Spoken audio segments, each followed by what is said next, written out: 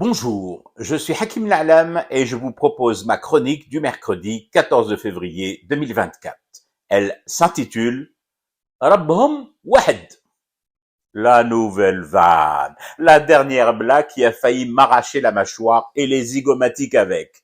Il paraîtrait-il, Yassidi et Djouedou, qu'il nous faut, nous les Algériennes et Algériens, nous méfier de mouches israéliennes dont le seul boulot ces derniers mois serait de jeter de l'huile sur le feu entre la Désédie et Hadouk, Cannabisland. Il m'a fallu une bonne heure après avoir lu cette information pour récupérer de mon fou rire. Donc, des mouches israéliennes. Wallah. Donc, Tel Aviv qui tente de semer la zizanie entre nous et le voisin à l'ouest. Très à l'ouest. Oh, la zizanie, elle était là, bien avant les visées israéliennes sur Al Jazeera. Histoire d'Ima entre le royaume Bouzbir, Sedes et nous. Nous n'avons pas attendu Bibi Netanyahou pour pulvériser régulièrement du moubide sur les nuées de mouches marocaines à poil et à vapeur.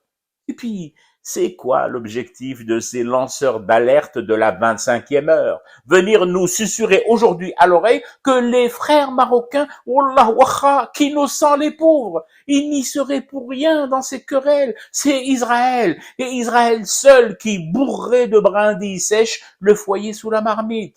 Oh, j'ai vu mieux comme boulot de propagande et de bourrage de mou. Ça, c'est du travail bâclé, les Khawahawistes. Le Marzen n'a pas attendu les services israéliens pour faire voler ces mouches électroniques en escadrille et les envoyer en raid quotidien au-dessus de nos têtes virtuelles. La mouche marocaine, les Besbia, sans l'aide des dresseurs de mouches sionistes. Et aucune tentative, surtout pas les calamiteuses comme celle-là, ne viendra atténuer ce que ressentent les Algériennes et les Algériens envers ce régime de bananes fourrées à la résine qui dirige Hadouk. Le peuple marocain n'a rien fait. Allahumma barak, je n'ai pas évoqué le peuple que je sache. Et en même temps, je me garderai bien d'être aussi catégorique et affirmatif que vous dans mon argumentaire. Et par-dessus tout, aucune et aucun de mes concitoyens, pas un des Édiens, ne fera, à la place des Marocains, la révolution populaire qui s'impose au Maroc pour aider à libérer cette contrée.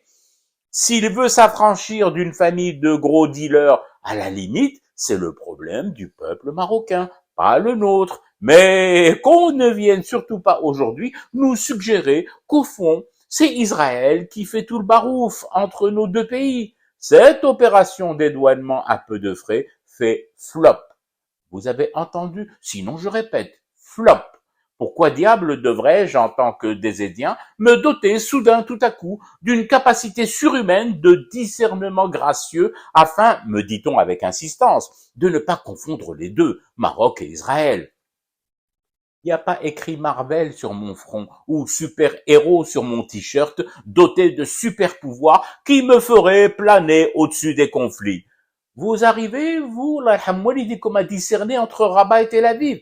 Et chapeau, parce que moi, lorsque je vois les bataillons de ministres et de conseillers israéliens qui font partie du Marzen, du cabinet schlingant de Momo Sibranche, très franchement, je n'en suis plus à ce genre de coquette nuance. C'est kiff bourricot chargé de pain marron et de ballots de chanvre. Je dirais même plus, j'apprécie moyennement de devoir gâcher mon temps précieux comme on m'y invite doucereusement à disséquer les mouches, à classifier les doubebs en fonction de la couleur de l'étoile qui est gravée sur leurs ailes, verte ou bleue. Rabbhum wahed, celui de la Nemima conjointement organisée. Donc, antidote unique pour les deux, sans distinction et surtout sans aucune rahma possible. Moubide!